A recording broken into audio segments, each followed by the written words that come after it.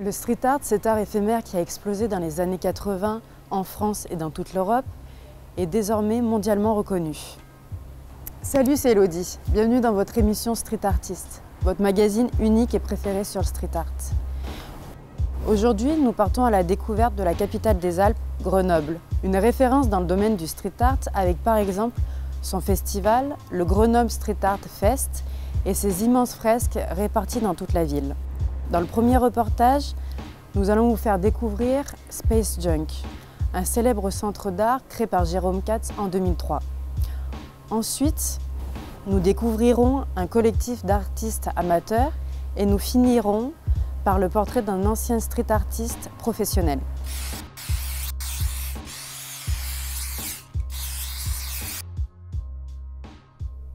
Nous voici dans l'un des 3 Space Junk de France, à Grenoble, à la rencontre de Jérôme Katz, le directeur et créateur de ces centres d'art. Nous en avons profité pour lui poser quelques questions sur le street art et sur Space Junk directement. Donc comment vous est venue l'idée de créer Space Junk? Alors déjà, peut-être que dire que Space Junk c'est un centre culturel, on appelle ça Art Center en centre d'art en anglais, mais l'idée c'est que ce ne soit pas un espace marchand, en fait, c'est un espace où on fait découvrir des choses. La vocation du centre d'art, c'est d'organiser la rencontre entre des œuvres et un public.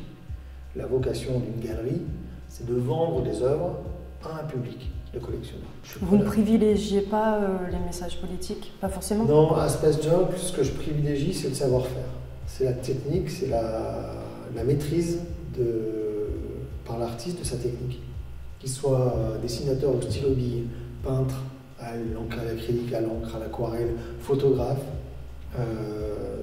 Ce qui est important, et ce que j'espère, ce qui j'espère fait un peu la marque de fabrique des artistes qu'on présente à Space Junk, c'est la maîtrise du geste. C'est la vision de l'artiste.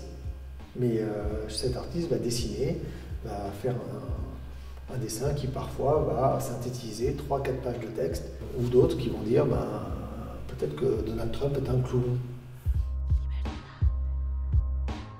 Il y a un truc qui est génial avec le street art, c'est que ça fait parler les gens entre eux. Ça recrée du lien social, ça permet de recréer du lien social, ça fait des sujets de discussion, de conversation dans l'espace public. Et c'est ça qu'on n'a plus en fait. Les gens dans l'espace public, quand ils se baladent, ils évitent les crottes de chiens ou alors ils marchent devant parce qu'ils sont sur leur smartphone, quoi. Mais il n'y a plus de dialogue, ça fait un bout de temps. Donc là, ça fait des points de repère dans la ville et puis on constate que les gens s'arrêtent devant, les prennent en photo, du coup discutent, ça permet d'échanger, quoi. Mais avant d'arriver dans un centre d'art, le street art est d'abord un art de la rue. Longtemps considéré comme illégal, il se pratiquait plutôt seul et dans l'anonymat. Pour ce deuxième reportage, nous avons suivi un collectif de street artistes amateurs qui, pour nous, a bien accepté de réaliser un graphe dans les conditions habituelles.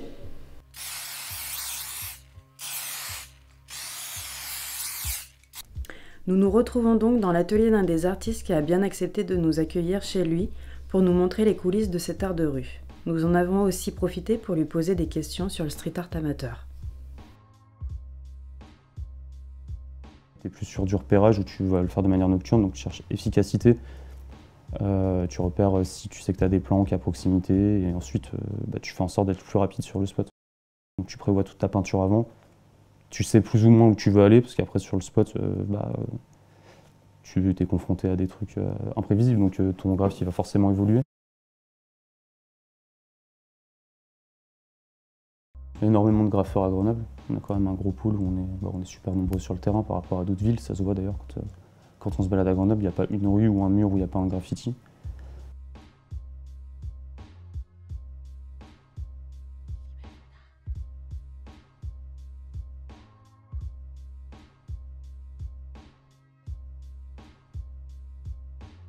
Le côté vandale, ouais, c'est cool parce que c'est illégal et c'est de l'adrénaline, ça fait toujours du bien, on va pas se mentir, hein, c'est quand même un truc qu'on recherche aussi. Après, c'est pas non plus une volonté de foutre le chaos ou l'anarchie, faut pas non plus le voir comme ça.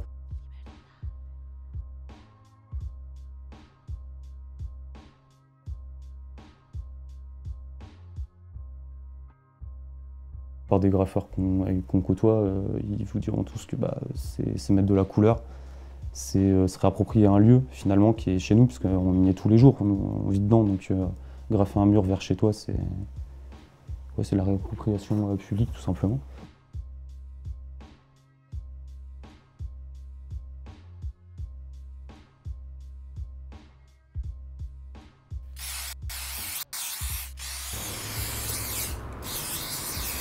Néanmoins, le street art n'est plus seulement un art vandale. Certains artistes sont considérés comme professionnels.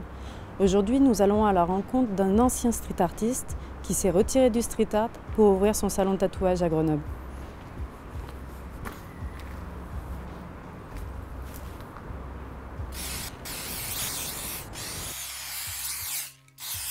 Je m'appelle Pierre, je suis graffeur, tatoueur, graffeur depuis 2003 et tatoueur depuis bientôt 10 ans. J'ai été inspiré par d'autres personnes déjà dans Grenoble, parce qu'on avait une belle vague de graffeurs sur Grenoble. Donc j'ai été tout de suite inspiré jeune par des gros lettrages sur les autoroutes et tout ça, par des gars comme les Navets, les TNR, les Sonic, des graffeurs de Grenoble, des locaux, qui m'ont vraiment inspiré et qui ont créé ils créent un personnage avec leur blase, quoi. Ça m'a donné envie d'en faire plus qu'eux, d'en faire plus au-dessus de leur graphe, d'en faire de partout. Donc, par la suite, j'ai grandi, donc moi j'étais un peu contre le street art parce que pour moi il y avait un business là-dedans, c'est devenu un peu bobo à mon goût, etc. J'étais encore dans cette vision-là. Et avec le temps, j'ai commencé à comprendre que c'est de l'art et que l'art, on peut le projeter dans d'autres domaines. Donc le street art, ça rejoint plein de trucs, la sculpture, le pochoir, tout ça. Et c'est là que j'ai commencé un peu à grandir, à m'ouvrir dans d'autres choses. Et donc du coup, à participer à deux, trois petits trucs Lego avec les copains, surtout se faire plaisir en fait. Par la suite, je suis arrivé dans le tatouage un peu au pif. En fait, je suis allé me faire tatouer. Et j'ai vu que si j'arrivais à faire les motifs que je faisais en tatouage, apprendre juste la technique du tatouage, ça pouvait passer, quoi. Donc je suis devenu tatoueur par la suite. Donc en fait, ce que tu faisais dans le street art, tu le refais aussi aujourd'hui Alors à la base, je faisais beaucoup de graffiti vandal. Ça devient sérieux, quoi. Quand tu commences à graffer pendant des années, t'en fous de partout, c'est une drogue. Donc du coup, ça devient addict et là tu consacres ta vie à ça. On grandit, quoi. Donc, tu as envie de se faire voler par les flics ou payer une amende toute ta vie. Donc c'est vraiment pour ça que tu as arrêté aussi. J'ai pas arrêté. Non mais évolué. J'ai évolué parce que oui, ça en fait partie, ouais. Ça en fait partie.